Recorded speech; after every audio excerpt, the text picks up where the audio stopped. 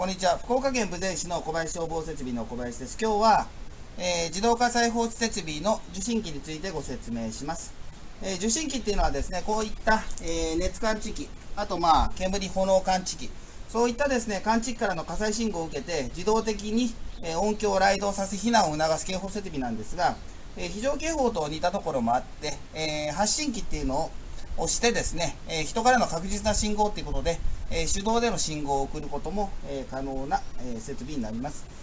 通常は消防設備はですね、電気が絡むもの、どんなものであってもですね、基本的には、ブレーカーでですね、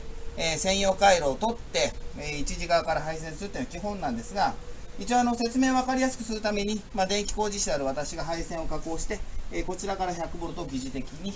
取ってます。で、受信機なんですけどね、これ P 型2級っていうんですが、P 型1級っていうのもあって、P 型2級は回線数に制限があります。5回線以下ですね、警戒区域はですね、1、2、3、4、5窓までですね。それに対して、P 型1級は回線数が無制限なんで、さらに大きなシステムを組むことが可能になります。今の受信機はですね、断線が出る形になってますんで、一応ですね、ラインの2番から5番までは、集団抵抗という抵抗をかましてですね、断線が出ないようにし、感知器の方はですね、ラインの1番という表示窓1番に該当する線にとコモン線にですね、つないでこう線をつけたんですが、やっぱり感知器の1番での方には集団抵抗を入れて、ここで、終わらせる形にしてます。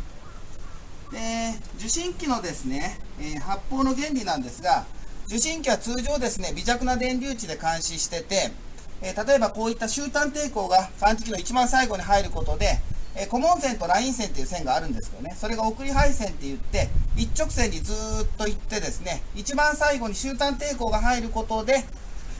結局受信機からの線が、集団抵抗を通ってまた受信機に帰るような回路、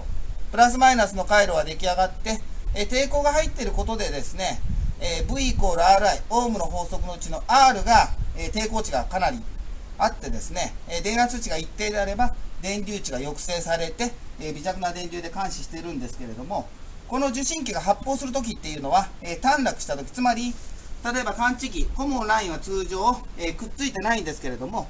熱を浴びることで離れているコモンとラインが感知器の中で短絡して、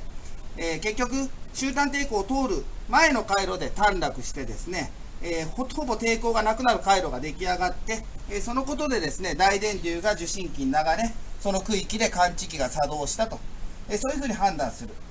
それが、受信機です。ただですね、今、ラインの1番という線に、あとコモン線にこれつないでるんで、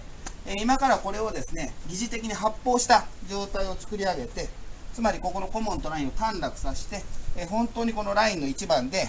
発砲するかどうか、ちょっと確認してみます。これは蓄積式なんでですね、一旦、蓄積がですね、かかるんですけれども、蓄積がですね、大体5秒を超えて60秒以内っていうんですが、やはり一定の時間経つとですね、コモンとラインが短絡して、発砲状態になります。だからこれでですね、疑似的に、コモンとラインを、短絡、ショートさせます。今、蓄積中が点滅してますね。で、ラインの1番が点滅。もうちょっとすると火災灯が点灯して音が鳴る。火災灯点灯1番発砲。で、これ音を止めるときは、主音響停止っていうボタンを押すと、音が止まります。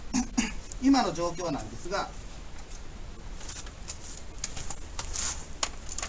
こちら見ていただいたらわかるんですけどね、火災灯が点灯して、ラインの1番の区域、この感知器の区域が発砲してますよというのを示してて、ピーって音が鳴るんで、本当は、ベルに叩けばベルもリリンって鳴るんですけど、今ベルに繋いでないんで、主音響だけなんですけど、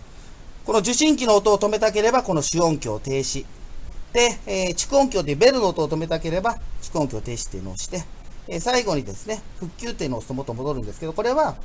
音を止める前に必ず消火器等を持ってその区域に行って、火事じゃないことを確認した上で止める作業になります。これで復旧かかるんですけどね、安全に。